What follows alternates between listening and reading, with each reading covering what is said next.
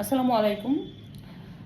আজ বিকালে হিন্দু ধর্মীয় সংগঠন ইসকনের নেতা চিন্ময় কৃষ্ণ দাসকে অ্যারেস্ট করা হয়েছে। ইতিমধ্যে সে ডিবি কার্যালয়ে আছে।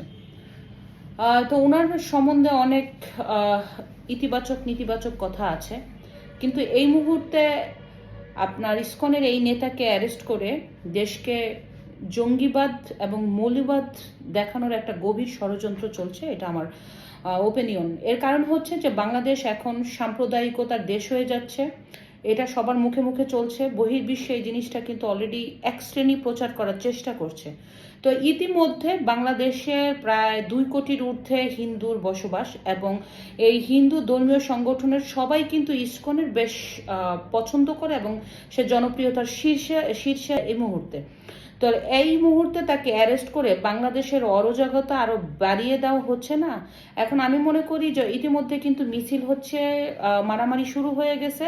তো বাংলাদেশের এই অস্থিতিশীল করার কারণ কি? হয়তোবা গোয়েন্দা সংস্থার কাছে অনেক রিপোর্ট আছে, তার অনেক সমস্যা থাকতে পারে, তবে এটা গোয়েন্দা সংস্থা জানে। তবে আমি মনে করি এই ইসকনের এই নেতাকে অ্যারেস্ট করে বাংলাদেশের অরাজকতা তৈরি হলো, অস্থিতিশীল পরিবেশ তৈরি হলো, এবং এইটা নিয়ে বহির্বিশ্বে বাংলাদেশ যে একটা জঙ্গিবাদী দেশ হয়ে যাচ্ছে, মৌলবাদ দেশ হয়ে যাচ্ছে, তার একটা প্রমাণ হলো। তা আমি মনে করি বাংলাদেশ সাম্প্রদায়িকতার জায়গা নেই, এটা অসাম্প্রদায়িক দেশ। এসে মসজিদে আজান হবে, মন্দিরে ঘন্টা বাজবে, গির্জাতে প্রার্থনা হবে, এবং বৌদ্ধরা তাদের ধর্মীয় শালায় যাবে। এইটাই সকল ধর্ম, দল, মত, ধর্ম, বর্ণ নির্বিশেষে আমাদের এই দেশ।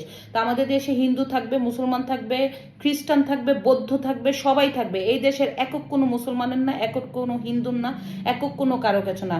এখন কয়েকদিন ধরে হিন্দু সাম্প্রদায়িকতা প্রচুরভাবে কিন্তু লেখালেখি করছিল, বিদেশে প্রচুরভাবে মানে এই জিনিসটা ছড়িয়ে যাচ্ছে যে হিন্দুদের উপরে বাংলাদেশের এখন এই মুহূর্তে অনেক নিপীড়িত হিন্দুরা এবং তাদের অত্যাচার করা হচ্ছে।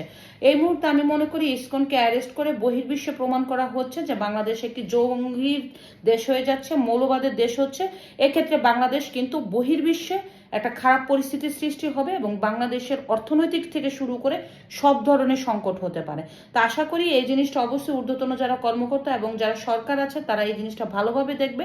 আর আমি মনে করি যে সব ধর্ম মিলিয়ে আমাদের দেশ, সব নেতা মিলিয়ে আমাদের বাংলাদেশের নেতারা। সো এইখানে একজনকে অ্যারেস্ট করে বাংলাদেশে অস্থিতিশীল পরিস্থিতি তৈরি করার বিপক্ষে না। তো অতি অবিলম্বে সাম্প্রদায়িকতার এই দাঙ্গা হামলা থামিয়ে আমরা মনে করি দেশটাকে সবাই মিলে যাতে সুন্দর করা হয়, এটাই তৈরি করা হোক। ধন্যবাদ।